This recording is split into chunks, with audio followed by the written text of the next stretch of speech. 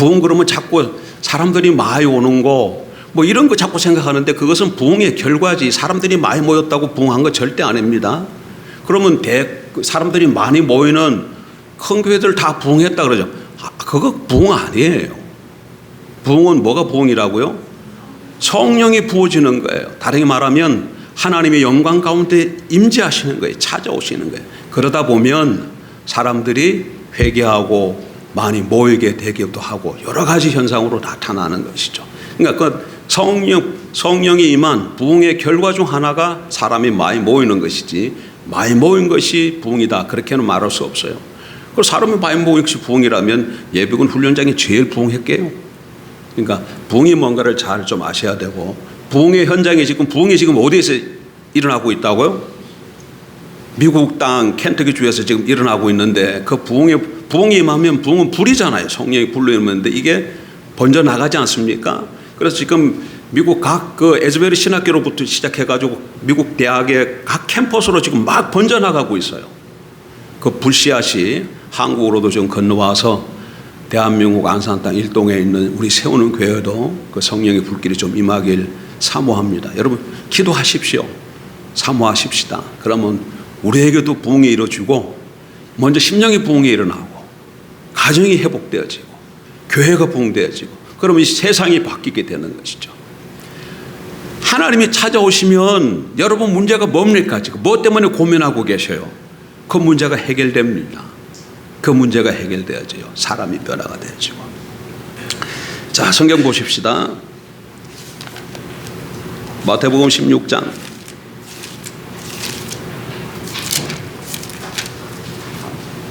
16절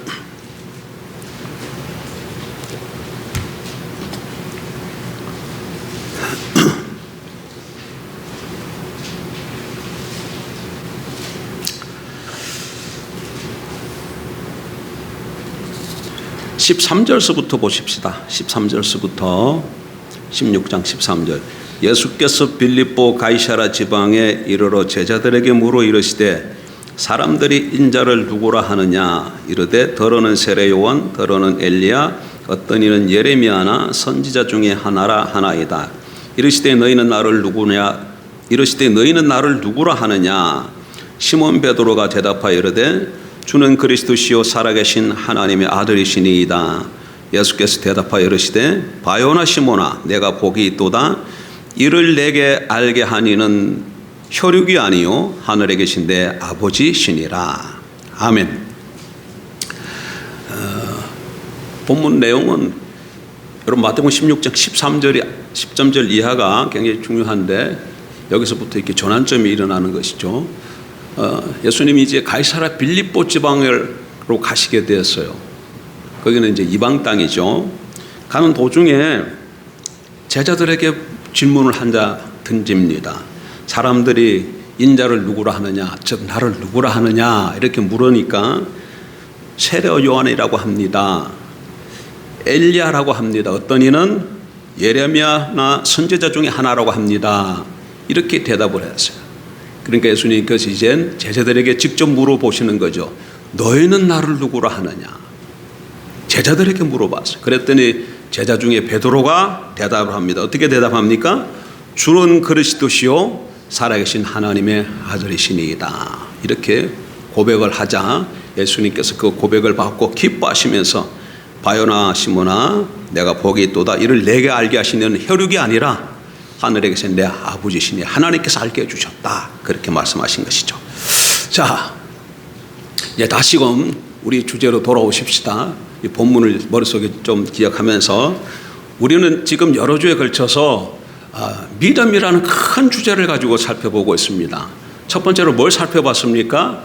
그리스도인의 삶은 처음부터 끝까지 무슨 삶이라고요? 믿음에 의한 삶이에요. 그래서 이 믿음에 의한 삶이라는 것을 우리 그리스도인의 삶 중에서 가장 중요한 8개 부분을 살펴봤죠. 그게 다 뭐에 의한 삶이었다고요? 믿음에 의한 삶이었잖아요. 첫 번째로 구원을 얻는 것, 사역하는 것, 또 주님이 우리 안에 사시는 삶, 성령의 능력을 경험하는 것, 치유, 기도의 응답, 때를 따라 돕는 하나님의 은혜를 경험하는 것, 하나님의 유업과 약속을 받는 것, 이 모든 것들이 다 무엇으로 이루어진다고요? 믿음으로 이루어져요. 그 다른 것은 그럼 어떻게 이루어진다는 거예요? 믿음 아니에요. 처음부터 끝까지 전부 다 그리스도인의 삶은 무엇이다고요? 믿음에 의한 삶이에요. 그래서 우리는 믿음으로 살아야 돼. 근데 다음에 그다음 뭘 다뤘습니까? 믿음이 아닌 것을 먼저 살펴봤어요. 왜? 믿음이 아닌 것을 살펴보는 것이 참 믿음이 무엇인가를 이해하는 데 도움이 되기 때문에 그렇죠. 믿음이 아닌 것은 뭐가 있었습니까? 하나님에 관한 지식을 지식적으로 머리로 동의하는 것. 이거 믿음입니까? 믿음 아닙니까? 믿음 아닙니다. 환경에 대한 믿음, 마음의 단순한 확신, 이런 것들은 다 믿음이 아니에요. 그런 건 믿음이 아닙니다. 그게 필요 없다가 아니라 성경에서 말하는 믿음이라고 말할 때 그 믿음의 정의에 맞지 않다는 겁니다. 자, 그럼 오늘 믿음이 뭔가 좀 바로 알아보도록 하십시다. 믿음이 뭔가, 성경이 말하는 믿음의 성격에 대해서 살펴보려고 합니다. 그럼 믿음이란 무엇일까? 성경은 무엇을 두고 믿음이라고 말하는가? 첫째, 성경에서 말하는 믿음은 인격체이신 하나님을 신뢰하는 겁니다. 요 대지는 여러분이 다른 건 다 잊어버려도 요거는 머릿속에 딱 집어넣고 돌아가셔야 돼. 지금 믿음을 뭐라고 설명했습니까? 어떻게 정의 내렸어요? 믿음이 뭐라고요? 인격체이신 하나님, 인격체이신 살아계신 하나님, 그분을 신뢰하고 의지하는 것, 이게 뭐예요? 이게 믿음이야. 이게 믿음입니다.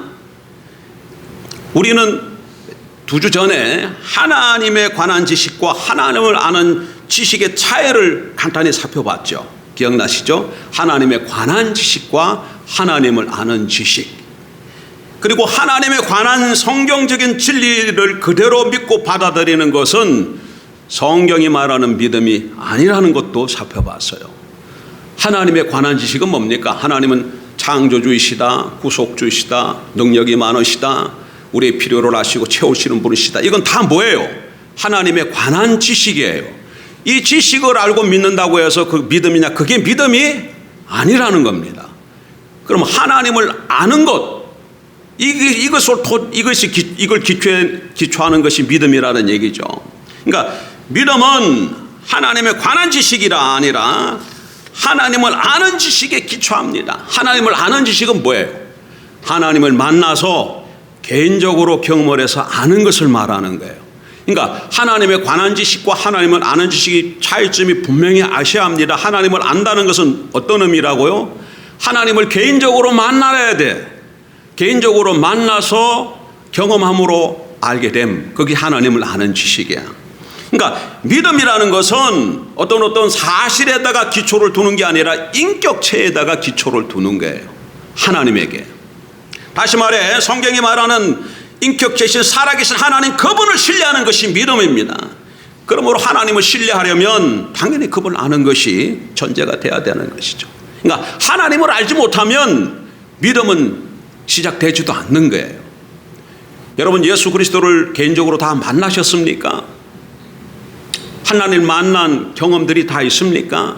내가 하나님 만난 적이 없다, 난 아무리 데려다 봐도 예수 그리스도를 내가 개인적으로 만난 적이 없는 것 같다. 그럼 하나님을 아는 지식이 내게 없다는 거잖아요. 없다는 거잖아요. 그럼 하나님을 알지 못하는데 어떻게 믿음이 시작되겠냐고. 하나님을 아는 것으로부터 믿음이 출발하는 것이기 때문에 믿음은 살아계신 하나님, 그분을 의지하고 그분을 신뢰하는 겁니다. 그래서 이게 무슨 말인가 하는 것을 구원받는 믿음과 치유받는 이 믿음 둘을 살펴보므로 좀 이해를 넓혀가려고 합니다. 그러니까 그러니까 믿음이란 살아계신 인격체이신 하나님을 신뢰하는 것인데, 이것을 구원받는 믿음과 치유받는 믿음을 통해서 좀 알아보겠다, 그 얘기입니다. 먼저 구원받는 믿음. 오늘날 대부분의 성도들은 오직 예수님을 믿음으로 구원받는다는 사실은 다 잘 압니다. 그런데 그 구원받는 믿음은 무엇이냐? 구원받는 믿음은 단순히 성경에 나오는 예수님, 삭개오의 집에 찾아가시고 오병이의 기적을 일으키신 그 예수님이나 예수님께서 우리의 구원을 위해 행하신 일들을 이론적으로 믿고 받아들이는 것을 뜻하는 게 아니에요. 다시 말해서 예수님에 관한 지식을 그대로 믿는다고 해서 그것이 구원받는 믿음이 아니라는 겁니다. 성경이 말하는 구원받는 믿음은 우리의 구원자 되신 예수 그리스도, 구원자 되신 예수 그리스도 그분을 믿는 것이에요. 예수 그리스도 그분을 믿는 것이지 그분에 관한 많은 이야기나 여러 가지 그분이 행하신 일들, 그런 사실들을 믿는 것이 아니라는 거예요. 그럼 그런 사실들을 믿는 것이 중요하지 않다, 그 말은 아니야. 그 말은 아니고 믿음이라는 뭐라는 거예요? 믿음의 대상은 인격체라, 그 얘기입니다. 인격체라는 그 얘기예요. 오늘 그것을 몇 구절을 통해 좀 확인해 보도록 하십시다. 오늘 본문에 보니까 베드로가 주는 그리스도시요 살아계신 하나님의 아들이십니다 이렇게 고백하는데, 예수님에 관한 몇 가지 진리를 지식적으로 동의하는 고백이 아니죠. 베드로의 고백은. 여러분, 오늘날 우리는 신약 성경을 가지고 있기 때문에 신약 성경을 읽으면 예수가 그리스도이고 하나님의 아들이라는 사실을 알아요, 몰라요? 성경에 그렇게 써 있기 때문에 알아요. 근데 베드로가 살 때는 신약 성경이 아직 기록되지가 않았어요. 우리는 이게 성경을 갖고 있었지만, 신약 성경 갖고 있지만 베드로 때는 신약 성경이 있어요, 없어요? 없어요. 나중에 성경이 기록되어져요. 그러니까 베드로는 그러면 예수가 그리스도이신 거, 하나님의 아들이신 것을 어떻게 알았을까요? 성령께서 베드로를 조명해 주신 거였어요. 그래서 예수님의 얼굴을 볼 때에 그 예수님의 얼굴에서 아, 예수가 그리스도시구나, 아, 예수가 하나님의 아들이시구나, 성령의 조명을 통해서 발견한 거예요. 그리고 예수님이 물으셨을 때 그 고백으로 나오게 된 것이죠. 그래서 예수님이 뭐라고 말씀하시냐요? 뭐라고 말씀하시냐? 바요나 시므나 내가 복이 있도다. 이것은 혈육으로 한 것이 아니다, 아버지께서 알게 해주신 것이다, 이렇게 말씀하고 계시잖아요.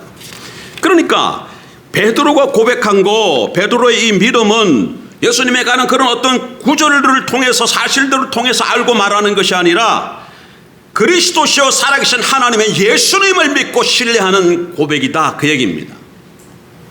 또 한 군데 더 찾아보십시다. 고린도후서 4장.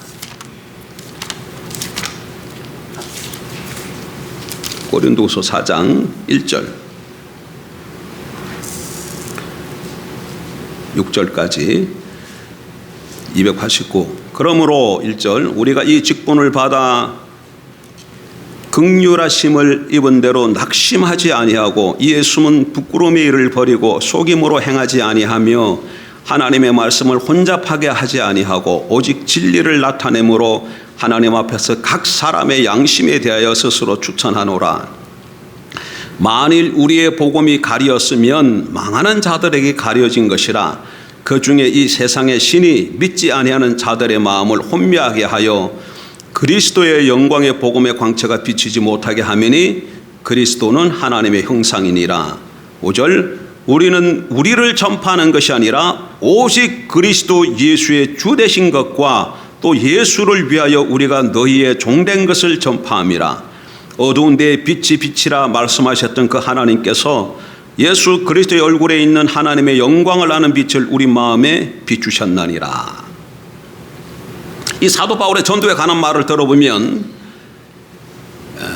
믿음이 무엇인가를 더 정확하게 알 수 있습니다. 여러분, 사도 바울은 불신자들에게 복음을 전할 때 예수님을 처음부터 구주와 주로 전했습니다. 처음부터. 예? 그런 사람들을 설득해서 예수님에 관한 사실들을 믿고 받아들이도록 그렇게 노력하지 않았어요. 그는 성령께서 그들의 마음 눈을 밝혀주셔서 그들이 하나님의 아들인 예수님을 발견하게 되도록 하나님을 의지했습니다. 오늘 본문에 다시 보세요. 뭘 전했다고 얘기합니까? 뭘 전해?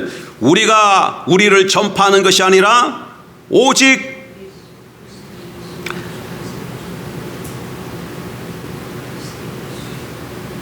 그리스도 예수의 주 되신 것과 또 예수를 위하여 우리가 너희의 종된 것을 전파함이라. 어두운 데에 빛이 빛이라 말씀하셨던 그 하나님께서 예수 그리스도의 얼굴에 있는 하나님의 영광을 아는 빛을 우리 마음에 비추셨느니라. 예수의 주 되신 것을 전파해. 그러면 성령 하나님께서 예수 그리스도 얼굴에 있는 하나님의 영광을 빛을 그 심령들 속에 보고 알게 해 주어서 그들이 예수가 주시구나, 예수가 그리스도시구나, 예수가 하나님의 아들이시구나, 이렇게 해서 믿고 영접하게 했다, 그 얘기입니다. 그런데 어떤 자들에게는 이 영광의 복음의 광채가 비치지 않는 사람들이 있는데, 그 사람들은 누가 그렇게 비치지 못하게 했다는 거예요? 사단이, 혼미케 하는 영이 복음의 광채가 비치지 못하도록 해서 그들에게는 예수를 알지 못하도록 했다, 지금 그렇게 말하고 있지 않습니까? 그러니까 이 구원받는 믿음을 봐도, 구원받는 믿음이라는 것은 예수님에 관한 어떤 사실이나 뭐 이런 것들을 받아들이는 것이 아니라 살아계신 예수 그리스도 그분을 믿는 것이다, 그 얘기죠. 그것은 우리 죄를 위해 십자가에 돌아가신 하나님의 아들 예수 그리스도를 성령의 조명으로 발견하고 우리의 죄 용서와 구원을 위해 예수 그리스도를 신뢰하고 의지하는 것을 뜻하는 겁니다. 그러니까 곧 예수님을 우리 삶 속의 구주와 주인으로 모시고 영접하는 것을 말하는 것이죠. 그래서 여러분, 거듭나는 것은 성령의 역사예요. 성령님이 아니고서는 예수님을 믿을 수가 없어요. 성령이 아니고서는 누구도 예수님을 믿을 수가 없어요. 여러분, 우리가 어떻게 예수님을 믿게 되었습니까? 여러분 한번 돌아보세요. 어떻게 예수가 십자가에 못 박혀 죽은 것이 우리 죄를 위해서 죽으신 것인 것과 동시에 매장되셨다가 장사 지내신 바 됐다가 3일 만에 부활하셨다, 이런 것이 부활하신 분이라는 걸 어떻게 우리가 알고 믿어지게 되었냐고. 죽은 사람이 살아났다는 거, 이게 어떻게 믿어져요? 과학적으로 그런 일이 일어날 수 있습니까? 죽었다가 잠깐 며칠 살았다가 다시 죽을 수는 있지만 예수님 죽음에서 살아나셔가지고 영원히 살아계신 분은 이 지구상에 아무도 없어요. 근데 그걸 어떻게 믿냐고. 성령께서 우리 심령을 조명해 주셨기 때문에, 성령께서 우리 마음을 감동시켜 주시고 보게 해 주셨기 때문에, 예수가 십자가에 죽고 3일 만에 부활하신 분인 것을 알게 되기 때문에 우리가 믿고 고백하게 되어졌다, 그 얘기입니다. 그렇다고 이 말이, 제가 강조합니다, 하나님에 관한 진리를 그대로 믿고 받아들이는 것이 중요하지 않다, 그 말은 아닙니다. 여러분, 하나님에 관한 진리를 받아들이는 것은 신앙의 기초예요. 중요한 일입니다. 그래서 우리가 어떻게 해야 됩니까? 성경을 봐야 돼요, 안 봐야 돼요? 성경을 봐야 되는 것이죠. 우리 신앙은 성경을 토대로 세워져야 합니다. 그러나 그 성경이 말하고 있는 그 진리를 말하고 있는 그 사실을 믿는다고 해서 하나님을 믿는 것은 아니라, 그 얘기입니다. 차이점을 좀 구별해야 된다, 그 얘기입니다. 자, 이렇게 구원받는 믿음을 봐도 믿음이란 뭡니까? 살아계신 인격체이신 하나님을 신뢰하는 거예요. 이번에 치유받는 믿음을 통해서도 또 한번 살펴보십시다. 우리는 앞주에 단순한 마음의 확신이 성경이 말하는 믿음이 아니라는 것을 우리가 지난주에 살펴보았습니다. 근데 많은 사람들은 치유를 위한 믿음을 지금 당장 고침받으라는 마음의 확신으로 잘못 이해하고 있어요. 그리고 그런 사람들은 환자를 위해서 기도해 주는 것을 선뜻 하지 못합니다. 도리어 꺼려하고 있어요. 왜 그러냐면 믿음을 지금 어떻게 정의했기 때문에 그들은 단순한 마음의 확신으로 알고 있는데 자기 마음속에 확신이 없거든요. 그러니까 아픈 환자들을 위해서 기도를 선뜻 못 해주는 거예요. 자신은 믿음이 없다고 생각하기 때문에 그렇습니다. 예? 그리고 이런 사람들은 일부 환자들을 위해서 기도해 주기도 합니다. 근데 환자가 낫지 않으면 뭐라고 얘기하냐면 환자들이 확신이 없기 때문에 믿음이 부족해서 오히려 낫지 않는다고 그들을 오히려 나무랍니다. 그 결과 병으로 해서 어려움을 당하고 있는 사람들을 위로해 주지는 못할 망정 그들에게 상처만 가중시켜주고 있죠. 참으로 잘못된 태도입니다. 그러나 치유를 위한 믿음도 인격체이신 하나님을 신뢰하는 거예요. 구원받는 믿음뿐만 아니라 치유를 받는 믿음도 인격체이신 하나님을 신뢰하는 것이다. 자, 성경을 좀 한번 보겠습니다.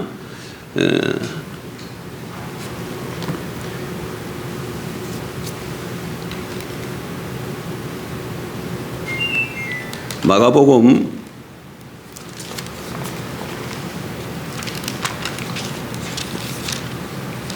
7장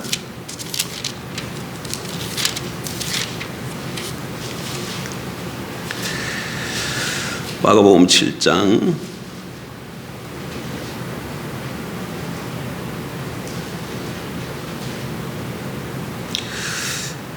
두 군데를 좀 보려고 합니다. 두 성경 구절을 좀 보면 치유를 받는 믿음이 무엇인가를 우리가 좀 정확하게 알 수 있어요. 마가복음 7장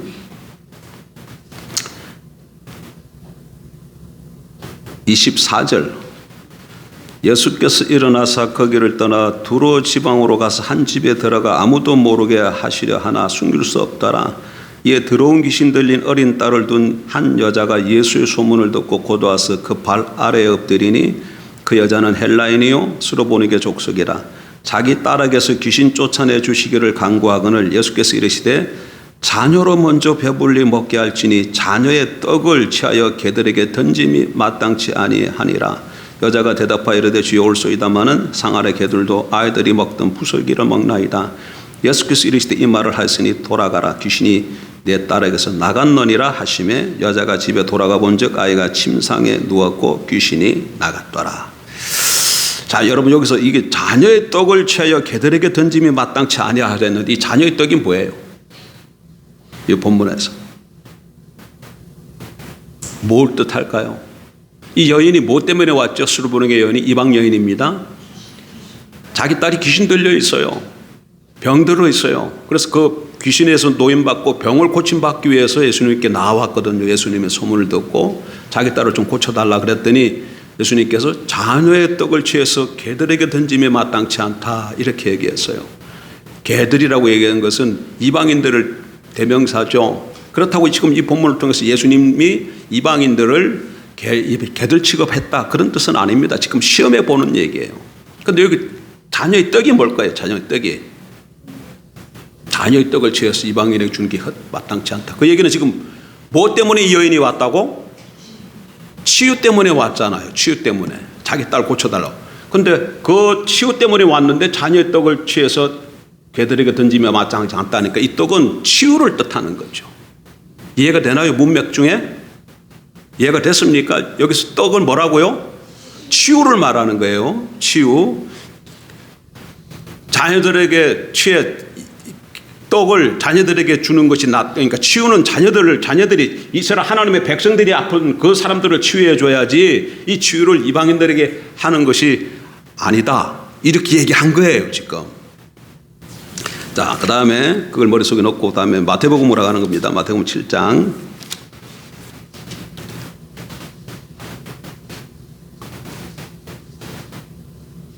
7절 구하라 그러면 너희에게 주실 것이요 찾아라 그리하면 찾아낼 것이요 문을 두드리라 그리하면 너희에게 열릴 것이니 구하는 이마다 받을 것이요 찾는 이는 찾아낼 것이요 두드리는 이에게는 열릴 것이니라. 너희 중에 누가 아들이 떡을 달라 하는데 돌을 주며 생선을 달라 하는데 뱀을 줄 사람이 있겠느냐. 너희가 악한 자라도 좋은 것으로 자식에게 줄 줄 알거든 하물며 하늘에 계신 너희 아버지께서 구하는 자에게 좋은 것으로 주시지 않겠느냐. 주님이 구하라 찾아라 두드리라 이렇게 말씀하시면서 악한 자라도 자기 자녀에게 떡을 달라 그러면 돌을 주고 생선 달라 그러는데 뱀을 줄 자가 있느냐. 하물며 하늘에 계신 너희 아버지께서 구하는 자에게 좋은 것을 주시지 않겠느냐 이렇게 말씀하셨어요. 좋은 것을 구하면 주신다 안 주신다? 주신다는 얘기죠. 주신다는 얘기죠. 자, 그럼 이거 보세요. 아까 저게 수로보니게 여인이 예수님께 나와서 뭘 구했어요? 치유를 구했는데 그 치유를 예수님이 뭐라고 했어요? 자녀에게 주시는 떡이라 그랬잖아요. 언약 백성에게 주시는 떡이 뭐예요? 치유잖아. 하나님은 자기 자녀에게 떡 주시기를 기뻐하셔요. 떡 주시기를 기뻐하셔요. 그 중에 하나가 지금 치유였습니다. 그러면 구하라 찾아라 문을 두드려라. 하늘에 계신 너희 아버지께서 좋은 것으로 주실 것이다 했을 때 그 좋은 것 속에 치유가 들어있어요? 안 들어있어요? 좋은 것 중에 치유가 들어있는 것이죠. 그러면 좋은 것을 구할 때 하나님이 주시기를 기뻐하시기 때문에 좋은 것 중에 치유가 들어있으니까 치유를 하나님께서 자기 백성에게 주는 것을 기뻐하신다는 거예요? 안 기뻐하신다는 거예요? 기뻐하신다는 것이죠. 그러니까 치유받는 믿음이란 무엇이냐면 자기 자녀들을 치유하시기를 기뻐하시는 그 하나님, 자기 자녀들을 병 고쳐주시기를 기뻐하시는 그 하나님을 신뢰하고 나아가서 치유해 주소서 이렇게 구하는 것이 치유받는 믿음이다. 그 얘기입니다. 이해가 되십니까? 그러니까 보면 많은 사람들이 이 치유를 위해서나 다른 기도 제목을 위해서 하나님 앞에 나아갈 때 자기 자신을 바라보고는 담대하게 나아가지 못합니다. 나 같은 사람이 어떻게 하나님 앞에 나아갈 수 있을까? 난 어저께도 넘어졌고 그저께도 넘어지고 어저께는 또 누구랑 싸워가 누구를 또 실족시키고 이랬는데 이런 나가 어떻게 하나님 앞에 설 수 있을까? 이렇게 생각하고 문제를 가지고 하나님 앞에 나가지를 못해요. 여러분, 우리는 어떻게 하나님 앞에 나갑니까? 자신을 보고서는 그 누구도 하나님 앞에 나갈 수 없어요. 나는 나아갈 수 있다, 그런 사람이 있습니까?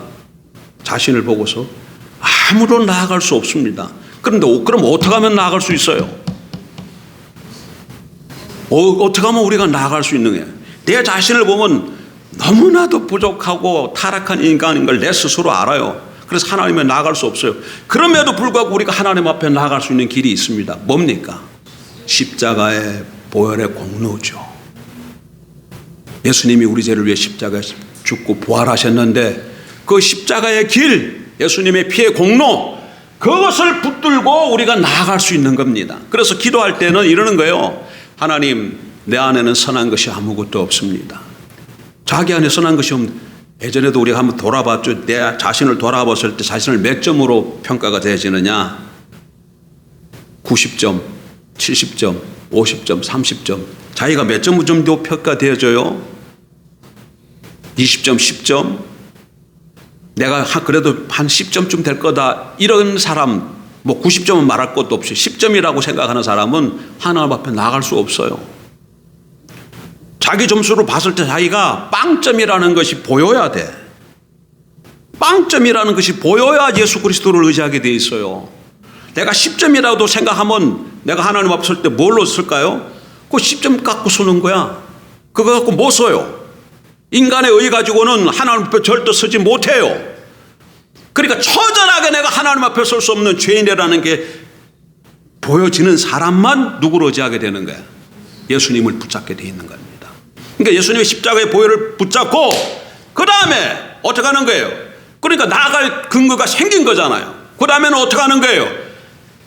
치유를 주시기를 좋아하시고 기뻐하시는 그 살아계신 그 하나님을 신뢰하면서 나아가서 누구를 믿음으로 치유하는 것을 기뻐하시는 하나님, 치유하시는 것을 기뻐하시는 그 하나님, 또는 다른 문제를 해결해 주시기를 원하시는 그 하나님을 믿음으로 나아가서 상대방의 모든 내게 기도 부탁한 그 사람의 기도나 나의 문제를 하나님 앞에 아뢰는 것이죠. 그럴 때 하나님께서 그 기도를 들으시고 응답해 주십니다. 언제? 하나님의 때에, 하나님의 방법으로. 이게 치유받는 믿음이에요. 자, 보십시다. 그러면 믿음이 뭡니까? 구원받는 믿음도 그렇고 치유받은 믿음도 그렇고 믿음이 뭔 걸 할 수 있었어요?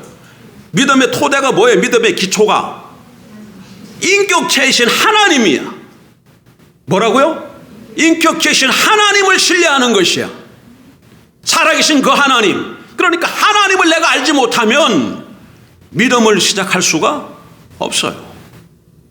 믿음을 시작할 수가 없는 거예요. 하나님을 모르는데 어떻게 그 하나님을 믿을 수가 있어? 네? 여러분 보세요. 제가 지난주에 저쪽 그 반월동에 우리 교단에 속해 있는 좀 큰 교회가 있는데 거기서 전도 세미나를 했는데 그 강사 여자 전도사님인데 강의를 잘 듣고 와서 어저께 잠깐 통화를 했거든요. 우연찮게 전했는데 그 강사님이 통화가 되어졌어요. 그래서 내가 어저께 참여했던 그분이다 그랬더니 그 강사님이 그분 아시더라고. 그러면서 하시는 얘기가 잘생기신 목사님이요 그러더라고. 그 말 들으니까 제가 기분이 어땠을까요? 좋았어요. 일단 그렇게 좋은 얘기를 들으니까 기분이 좋았어요. 나보러 잘생겼다고 하지만 그분이 제가 그분한테 가서 전도사님, 제가 돈 한 1억이 필요한데 돈이 많다고 생각하고 1억 좀 빌려주시오 하면 그 전도사님 저를 1억 주실까? 나를 알아요, 몰라요? 몰라요. 자기가 볼 때는 잘생기게 보였을지 몰라도 내가 어떤 사람인지 모르기 때문에 1억 빌려달라고 하면 빌려줘요, 안 빌려줘요? 안 빌려줍니다. 못 빌려줘요. 왜? 나를 모르기 때문에. 목사를 할지라도 목사라고 다 믿으면 안 됩니다. 요즘에 목사 중에도 싸고 목사가 너무 많아.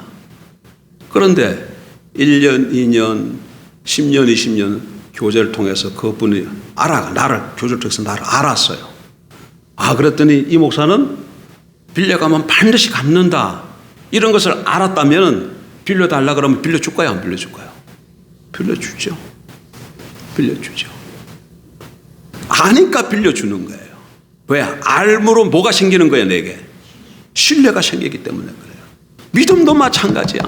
믿음도. 하나님에 관해서 여러 가지. 여러분 보세요. 하나님은 전능하신 분이십니다. 그 얘기는 하나님이 어떤 분이라는 거예요. 하나님이 전능하신, 하나님은 온 세상 만물을 창조하신 창조주십니다. 여러분 알아요, 몰라요? 성경이 그렇게 얘기하는 거 알잖아요. 하나님이 창조주시다, 그 말은 하나님이 전능하신 분이신가 동시에 전지하신 분이시다는 거잖아요. 이 온 우주 만물을 만드셨으니까 그 능력이 얼마나 큰 것을 보여주고 있잖아요. 그 다음에 눈에 보이는 것부터 눈에 안 보이는 것까지, 너무 커서 또 안 보이는 것까지, 이런 것을 다 알고 만들었으니까 그 지혜가 어떻다는 거예요. 지식이 전지하다는 거 아니에요. 하나님이 창조주시다, 그 말은 하나님이 전능하시고 전지하신 분이라는 말을 포함하고 있어요. 근데 그 창조주라는 걸 우리가 알잖아요. 하나님은 능치 못하심이 없고 알지 못하심이 없는 분이라는 걸 우리가 알잖아요. 그리고 또 하나님이 당신의 아들을 내 죄를 위해 십자가 내주셨다는 말, 하나님이 사랑의 하나님이라는 거 알잖아요. 자, 그러면 보세요. 우리가 문제가 생겼어요. 큰 문제가 생겼어. 내가 죽을 병에 걸렸다든지, 사업이 부도나게 생겼다든지, 뭐 가정이 깨어지게 생겼다든지, 그런 큰 문제가 생겼어요. 그러면 여러분 어떻게 해요? 걱정해요? 근심 같은 거 합니까, 안 합니까? 하잖아요, 우리. 솔직하게. 막 걱정하고 어렵고, 이거 어떡하면 그러잖아요. 그런데 우리가 하나님, 어떤 하나님이라고 말하고 있죠, 지금? 창조주이시며 구속주라고 말하고 있으면 그런 걱정을 왜 합니까? 걱정, 의심을 왜 해요? 하나님은 전능하신 분이시고, 전지하신 분이시고, 거기다가 특히 어떠한 분이라고? 사랑이 많으신 분이신데, 그분이 당신의 아들을 십자가에 내주고 나를 구원하셨는데, 내가 이렇게 죽게 생긴 문제에 생겼을 때 하나님께서 나를 안 구해 주실까? 그런 걸 머리로 알면서 왜 걱정하냐고, 왜 근심하냐고. 머리로는 알지만, 하나님에 관한 많은 지식은 알고 있지만, 하나님에 관한 지식은 알고 있지만, 인격체이신 그 하나님을 뭐 하는 거예요? 모르기 때문에 그런 겁니다. 성경이 말하고 있는 전능하신 하나님, 전지하신 하나님, 그분, 자기 아들을 십자가에 내어주시기까지 우리를 사랑하신 그분을 내가 안다면, 내가 그분을 믿는다면은 내가 어떤 현실 가운데서도 환경 가운데 있다 할지라도 흔들리지 않게 되죠. 물론 사람들은 조금 요동칠 수는 있어요. 그러나 그분을 정확하게 내가 알고 믿는다면 흔들리지 않지요. 그러니까 흔들린다, 그 얘기는 하나님에 관한 지식이 없어서 흔들리는 게 아니라 뭐가 없어서 흔들리는 거예요? 믿음이 부족해서 흔들리는 겁니다. 믿음이 뭔가를 정확하게 하십시다. 성경이 말하는 믿음은 뭡니까? 구원받는 믿음, 치유받는 믿음. 성경이 말하는 믿음은 살아계신 인격체이신 하나님을 신뢰하는 거예요. 믿음의 토대 기초가 뭐라고요? 인격체야. 인격체. 그러니까 하나님을 내가 만나지 못하면, 알지 못하면, 만나야 하나님을 알게 되잖아요. 교제함으로 하나님을 알게 되죠. 하나님을 알지 못하면 믿음은 시작도 되지 않은 것이에요. 믿음이 적은 것은 하나님을 그만큼 만난 적이 적다는 얘기예요. 하나님 적게 한다는 거예요. 그래서 늘 하나님 앞에 나아가서 하나님과 깊은 교제 속에서 하나님을 더 많이 알아감으로 더 큰 믿음 가운데서는, 그래서 하나님의 영광과 능력을 경험하는 저와 여러분들에게 주 이름으로 축복합니다. 기도하십시다. 하나님,